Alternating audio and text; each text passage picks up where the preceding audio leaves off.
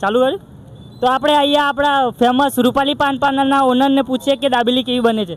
સાહેબ બાબા જાઉં છું, અહીંની દાબેલી કેવી લાગે છે તમને? જોરદાર, કેવો ટેસ્ટ હોય છે? એક નંબર. તમારે તો બાજુમાં જ છો તો તમે અરે પ્યોર કચ્છ નો ટેસ્ટ હશે, વો તો નહીં આવે. માંડવીનો ટેસ્ટ લાગે છે?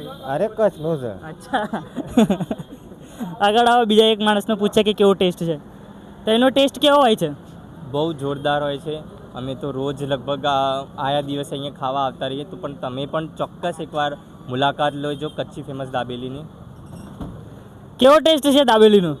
એકદમ ટેસ્ટી હોય છે. મોડાસામાં શાયદ જ મેં પહેલી વાર આ દાબેલી અહીંની એટલી ફેમસ હોય છે ને, બહુ સારી હોય છે અહીંની દાબેલી. સરસ સરસ.